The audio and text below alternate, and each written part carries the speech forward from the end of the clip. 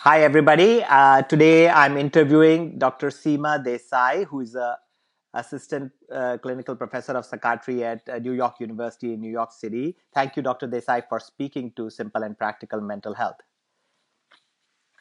Firstly, I wanted to start by congratulating you because this book that I guess the audience is probably seeing it backwards, Becoming Mindful, Integrating Mindfulness into Your Psychiatric Practice, published by the American Psychiatric Publishing.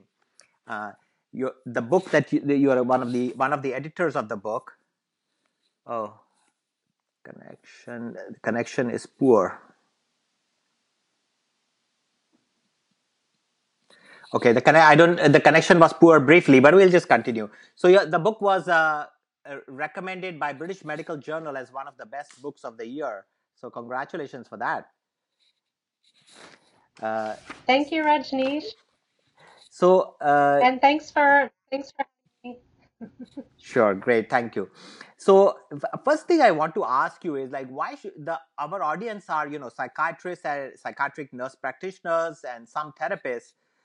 Why should mental health clinicians bother to learn about mindfulness? Is it only for our personal wellness, or is it like an actually a treatment for our patients? Yeah, mindfulness is now becoming one of the most widely researched psychotherapies, and just in 2017, if we were to look on PubMed, there was almost 1,000 studies published just on the topic of mindfulness, which is pretty, Wow, thousand. yeah, it's been increasing exponentially Okay, annually. And so it's our patients know about it, our therapist colleagues are using it. It's in popular culture. You see it all the time and on magazine covers and in the media. And so as psychiatrists, it's important for us to start paying attention to this and seeing what the research is showing. And oftentimes it happens that research translates into clinical practice with a little bit of a lag. yeah, So I think this is we're catching up, I yeah. think. So, Dr. Desai, are you recommending mindfulness meditation for that clinician? We should do it so that for our own wellness and to avoid burnout, etc. Or are you recommending that we should teach it to our patients with major depression, generalized anxiety, panic disorder? Is it for both purposes? Yeah, it's the interesting thing about mindfulness and mindfulness based interventions and therapy that we as clinicians, if we were never to use mindfulness with our patients and if we were only to use it for ourselves, like say start having a regular daily mindfulness practice, Yeah. um, there's so many benefits. Now we have enough evidence that demonstrates that it has a potential to reduce burnout, prevent burnout, enhance the qualities of being a clinician, a therapist, having more therapeutic presence, cultivating empathy, compassion. And so there are many benefits just for the clinician, and there's even been a very good study that shows some positive outcomes for patients just by the clinician practicing, which is very interesting. And so, yeah, it can be used by the clinicians and also as an extension of that for clinicians wanting to use it with patients as interventions and tools we can use with our patients. So it seems a little hard to believe, is there really research to show that if we teach mindfulness meditation to patients with major depression, generalized anxiety disorder, panic disorder, etc., the kind of patients we see, that there will be a substantial benefit? Is it really data to support it as a treatment? There is data to support it as a treatment. So let me, I said in 2017, there's almost 1,000 studies that came out, Yeah, if we were to look on PubMed with mindfulness. Many of those, if we were to look at, wouldn't qualify as rigorous studies. However, there have been some good studies, and an example of one of them is for depression. yeah, So one thing we know is that mindfulness uh, is very useful for preventing relapse in major depression in anyone for people who have a history of chronic depression, relapsing right. 3 or more times. So that's one area we have very good evidence for its usefulness. Okay. And this it may not sound that interesting if you think about relapsing 3 times, but when we think about an 80% relapse rate of relapse in major Yeah, depression, and medications not really necessarily being a sustainable option for some people, yeah, it has the potential to fill a gap, a need in our field. Another area where there's a lot of good evidence is for anxiety disorders, so for generalized anxiety disorder and other anxiety disorders. And then there's other psychopathologies for which there's emerging evidence. So we now understand how mindfulness works. We know some of the mechanisms, yeah, and so there's some more evidence for things like it being a potentially useful intervention for ADHD, yeah. for and for a number of other things. Right, right. I have been promoting meditation as a treatment for adult ADHD, based on a study done from UCLA. There's a very nice book, Mindfulness Prescription for Adult ADHD, that I've been recommending to my clients. So, are there? So, if some of our listeners feel like, okay, I want to get started in recommending mindfulness meditation to my patients, which patients are like most likely to help? Like, how would I know next week, like which of my patients I should recommend meditation to? Well, one thing I would think of is the patient's interest. Yeah, If the patients, oftentimes these studies include people that are self-selecting. yeah. So if the patient has an interest in meditation or mindfulness, it's going to be very helpful. So feel them out, mention it, and Feel see how they react. If they seem to be like the idea of, Absolutely okay, feel them out. And if it's a matter of referring to other people, I think that's key. Having someone who's interested and willing. If you have patients who are on medications, perhaps have gone through a course of other psychotherapy, and this may be a useful adjunct, the mindfulness based therapy. Or I have some patients who come in and say, I don't want medications. I want a mindfulness based approach, and right, so that would be a no brainer. okay, okay, great. So in general, one of the things I have seen is like when I tell my patients to, and either the therapist teaches them meditation or I teach them meditation, uh, they come back and I say, well, how is that going?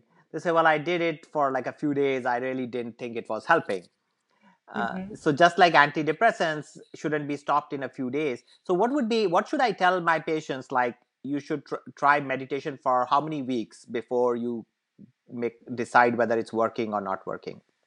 Yeah, that's What a do you very good question. what do you recommend?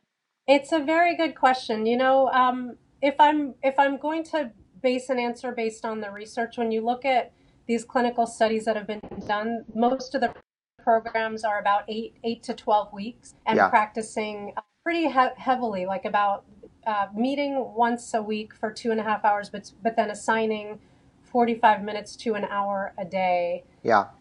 So think of that. That's a lot of practice. And after 8 to 12 weeks in these research studies are showing significant changes, benefits. You can start to see neuro changes, neurocognitive changes. You can start to see changes in attention regulation, emotion regulation, Yeah. um, empathy, a lot of different qualities. So if I'm going to keep that in mind, I would say, the hardest part is starting a practice. Once you can stick with it for a few weeks, a month, 2 months, it's going to be you're going to start to see See the benefits. real benefits. So right, 2 to 3 months is what we should kind of encourage them to do it for Yeah, at least 2 3 months. as I'm talking to you, it's reminding me of the timeline of SSRIs to kick in. Like 1 to 2 months, you'll start to Yes, really see the optimal benefits. and correct, correct. I've but and there realized. Yeah, sorry. there is a dose response with meditation and with mindfulness. And the more that one practices, the more one sees the benefit. So practicing like 10 minutes a day is going to be, for 10 days is going to be different in one person versus someone who's practicing 20 minutes a day for 10 days. That the dose response adds up. Okay. The dose adds up. So maybe the patient should be encouraged to start with a few minutes per day. But in your patients, what do you want them to build up to? Ideally, you want them to meditate for how long, if they could find find the time. What do you recommend is ideal? It's a very good question, and that number varies amongst Yeah, experts. I honestly, with the people I work with, and for myself, find what works, because sitting for any minutes a day or yeah, finding time to practice any number of minutes a day is ideal. 15, 20 minutes is better than 5 or 10, right.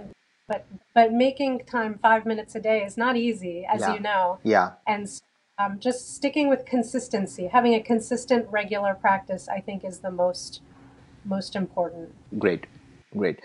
So one of our members, Dr. Nesreen Abu Atta, who she's a psychiatrist in Iowa, asks, "Are there any diagnoses where mindfulness meditation is contraindicated? Like, Mm. are there patients for whom you would not recommend meditation?" Hmm. That's a great question. So there's some populations where we have to use caution. It's not necessarily a full contraindication, but it's proceed with caution. One population is trauma. So when we're dealing with people who've undergone trauma, one thing that mindfulness does is allows these experiences to come to the forefront, and so it the potential for someone to be flooded or experience things in an Right. intense Yeah. there. So in trauma patients, I wouldn't recommend someone beginning to use mindfulness with patients introduce that. I would focus on coping mechanisms, coping skills Okay. first. Another population to move with caveat is in patients with psychotic disorders, psychosis. Um, there are some research studies looking at whether mindfulness and mindfulness-based treatments may be helpful. I would recommend someone just starting to use it for Right. someone experiencing active psychosis. And the third one is very severe ruminative depression. Sometimes that can be also proceed with caution in that population. Because the ruminations, depressive ruminations, might get intensified. They may become intensified, exactly. So maybe, And yeah. again, for a very skilled therapist who's been practicing themselves for a long time, it may be appropriate and they may be able to work with such a patient, but it may also become overwhelming. So that's a population to Okay. go.